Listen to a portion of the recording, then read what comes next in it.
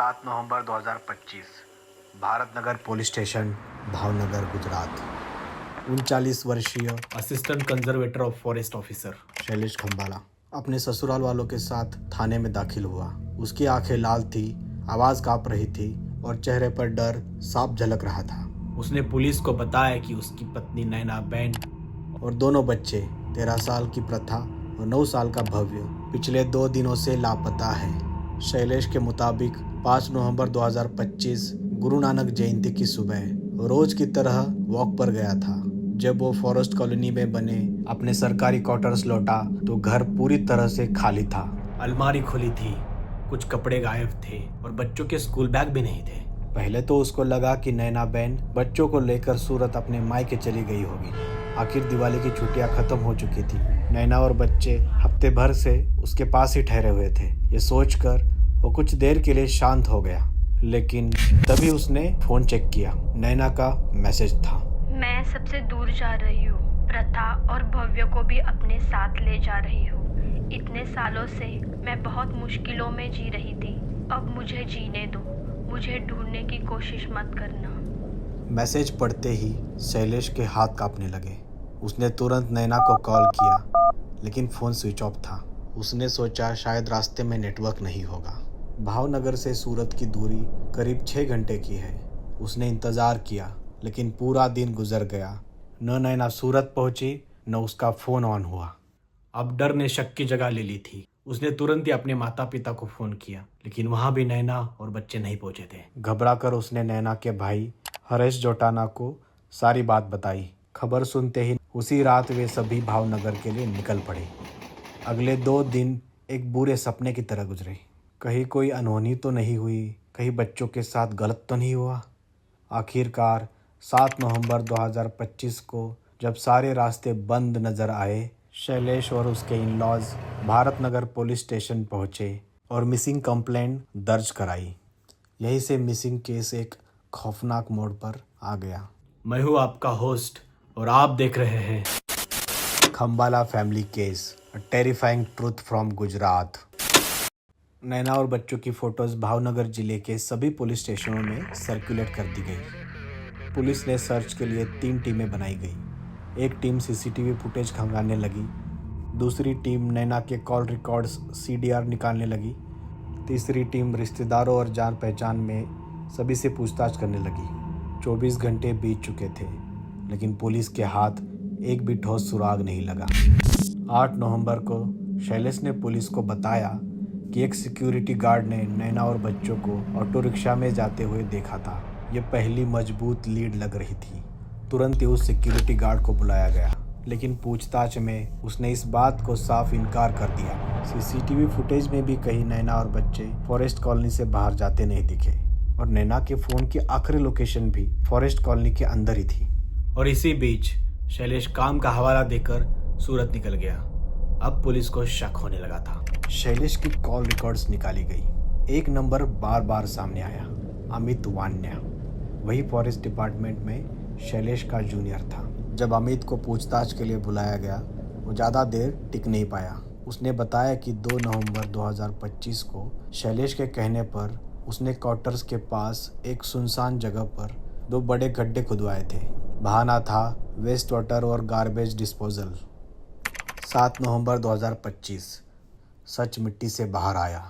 Police, forensic team, dog squad और magistrate के साथ उस आइसोलेटेड इलाके में पहुंची। अमित के बताए हुए 2 जगह पर खुदाई शुरू हो गई।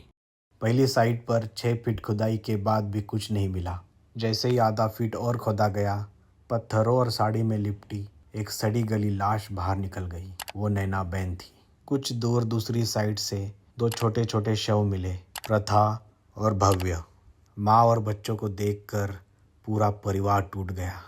तुरंत ही तीनों को गवर्नमेंट हॉस्पिटल में पोस्टमार्टम के लिए लाया गया।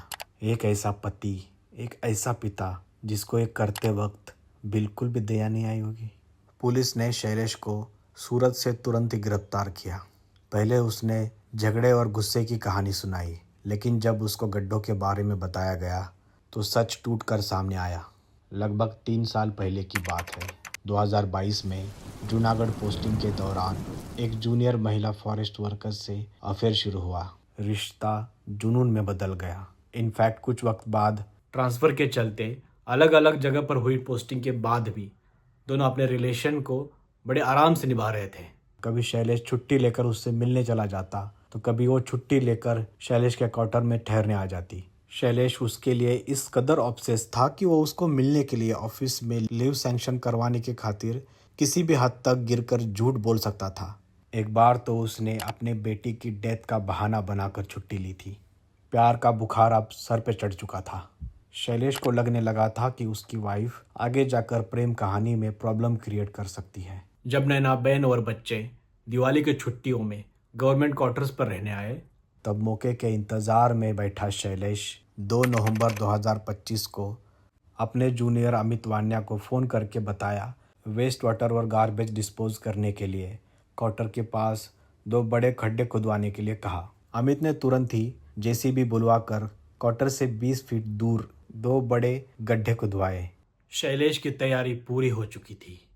अब इंतज़ार था बस मौके का। 5 नवंबर 2025 शैलेश सुबह करीब 7 बजे ही उठ गया था और उस वक्त नैना बहन और बच्चे गहरी नींद में सो रहे थे।